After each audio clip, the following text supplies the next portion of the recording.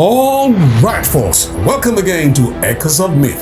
And if you're here for the first time, don't forget to smash the subscribe button, hit the bell icon so that each time we load wonderful contents like this one, you will be informed. And don't forget to share our content so that much people out there who have not heard of it will hear of it and they will enjoy all the great things that you are about to enjoy. Okay, so without much ado, let's get into business. See you at the end of the story. The title of our story is Anansi and the Pot of Wisdom. Once upon a time, a very long time ago, when the world was still young, people lived in confusion and chaos. They did not know how to plant crops, build shelters, or even cook their own food properly. They wandered the earth hungry and lost, with no knowledge to guide them. The sky god, Nyame, looked down upon the earth and felt pity for the people. He decided to help them by gathering all the wisdom in the world and placing it in a large, beautiful, crafted clay pot. This pot, known as the Pot of Wisdom, contained the secrets to living a good and prosperous life. But Nyame faced a dilemma. Who could he trust to deliver these precious gifts to the people? The pot was too valuable to leave unguarded, and Nyame knew that if it fell into the wrong hands, it could be misused. After much thought, he chose Anansi the Spider. Now, Anansi the Spider is a clever and resourceful trickster who was known for his wit and cunning. Anansi was overjoyed when Nyame entrusted him with the Pot of Wisdom. He bowed low before the sky god and promised to deliver the pot to the people. But as he carried the pot down from the heavens, a thought began to gnaw at him. Why should I share this wisdom with everyone? If I keep it all to myself, I will be the wisest and most powerful being in the world, Anansi thought to himself. Anansi's pride and greed took hold of him. He decided to hide the pot where no one could find it. He wandered the earth, searching for the perfect hiding place, until he came across a tall, majestic tree in the heart of the forest.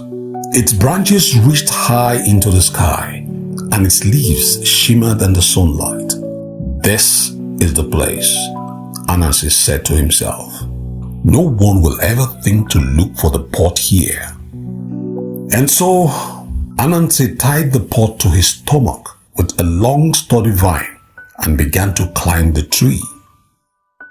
But the pot was heavy and it kept bumping against his legs, bumping against his head, bumping against his legs, making it difficult for him to climb. He struggled and slipped, his 8 legs scrambling for purchase on the rough bark of the tree.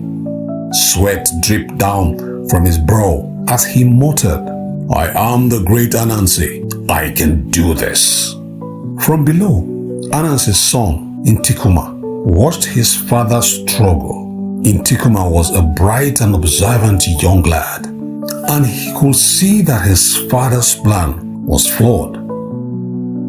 Father, he called out, why don't you tie the pot to your back instead? It will be easier to climb that way. Anansi paused and glared down at his son. I am the great Anansi. I don't need advice from a child, he snapped. But as he continued to struggle, he realized that his son's suggestion made sense. Reluctantly, he untied the pot from his stomach and fastened it to his back. With the pot out of the way, he was able to climb the tree with ease. When Anansi finally reached the top of the tree, he sat down on a broad branch to catch his breath. The view from the top was breathtaking. The forest stretched out before him, and the sky seemed close enough to touch. But as he looked at the pot of wisdom, a troubling thought entered his mind.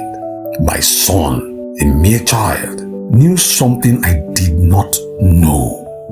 How can I claim to have all the wisdom in the world when even a child can teach me something?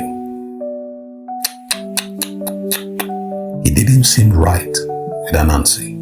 Anansi's pride began to crumble. He realized that the wisdom was not something to be hoarded or hidden. It was meant to be shared. He thought about the people below, struggling to survive without the knowledge they needed. He thought about his own foolishness and how his greed had almost cost him the very thing he wanted to keep for himself.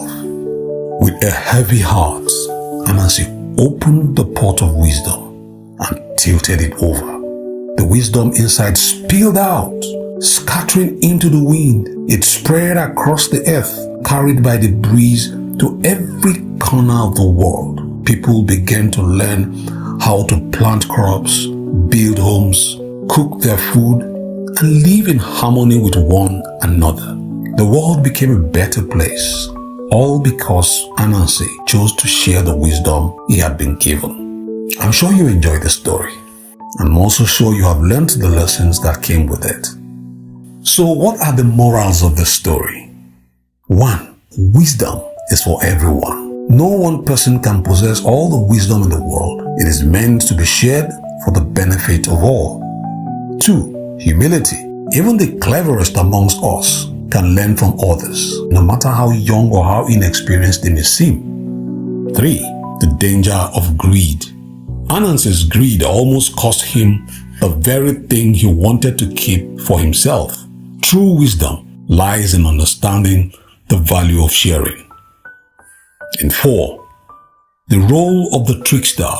Anansi, though flawed, plays a vital role in teaching us about human nature and the consequences of our actions. I'm sure you all enjoyed this story. And if you did, please don't forget to subscribe, like, and share so that each time we load more of the stories, you get a notification and you can also follow along. Till next time, when we'll bring you echoes of myth, stay blessed.